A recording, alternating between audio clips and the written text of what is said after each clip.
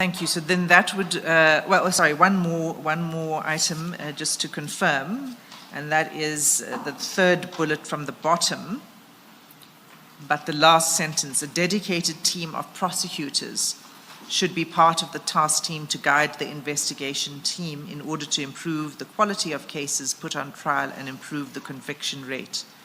Did that take place? Was a dedicated team of prosecutors assigned to the PKTT? Yes, Commissioners, it did take place. Incumbents of the ministries that are making up the IMC. And also to add,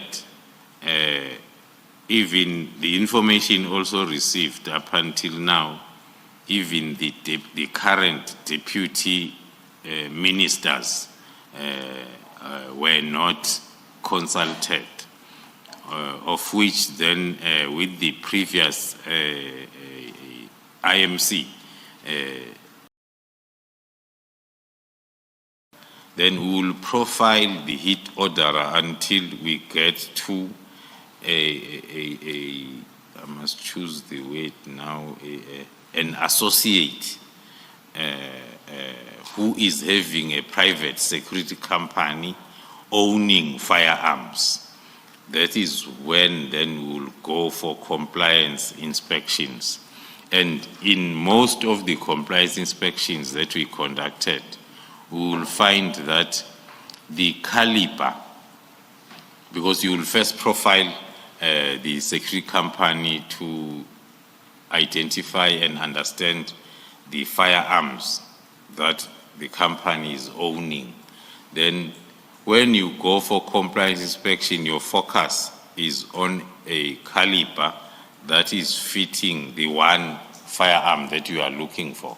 So when you get there, in most cases, the firearm that you are looking for is reported stolen 2 weeks ago. We have another example in the municipalities. One of the municipalities who were looking for the firearm that was used in killing the councillor. On records, that firearm then was found to have been booked to a particular security security guard who's employed by the municipality. We did find that firearm from that security guard, but we found it was sliced like a bread, so as then it cannot be used for ballistic purposes. Respective roles as well as their identification. And then also the second slide talks to the identification of the senior officers within SAPS that had been identified to be working with the cartel. So it's the GCI Ops briefing. GCI Ops briefing. So the first slide, can we turn to the first slide and just after the title slide? Yes.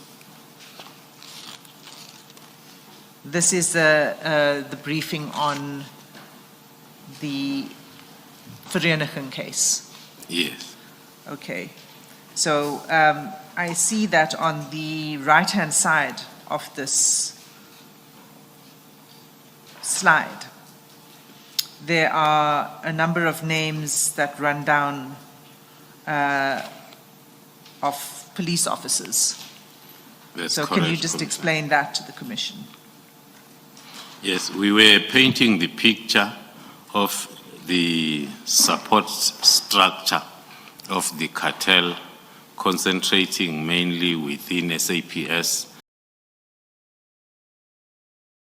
General Cele, who informed me that he had been approached by Mr. Madlanga, informing him that Lieutenant General Sibiya advised him, Madlanga, to submit or to write an affidavit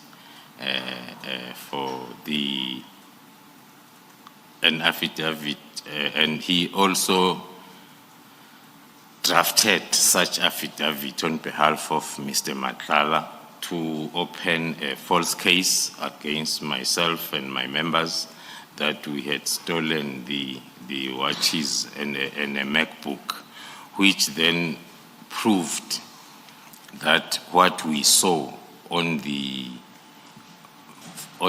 founding affidavit that he had submitted to include these 3 items. There was an attempt to open a criminal case against you, first in Pretoria and then in Soweto, but both were unsuccessful. Are you aware of that? Yes, Commissioner, thank you. I'm aware of that. It is linked with the same information that I've provided, an attempt to open the case, the false case, then with regard to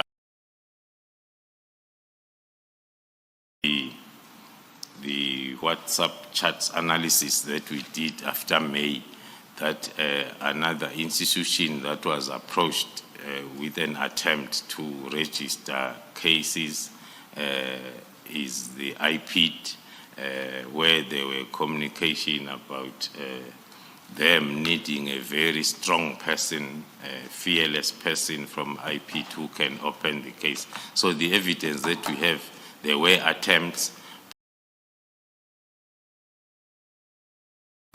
The ministry, I've never received any complaints or signs of unhappiness, was never consulted when the letter then was drafted and finalized. It came as a surprise even to myself. Where, if I may read, it says all dockets must be hand-delivered to a location designated by the Divisional Commissioner, Detectives and Forensic Services, who must establish a secure repository for case files and evidence to ensure continuity and prevent any loss or tampering. These dockets will then be reallocated to appropriate investigative units. So reading that together with measures to be put in place to make sure that ongoing investigations are not disrupted.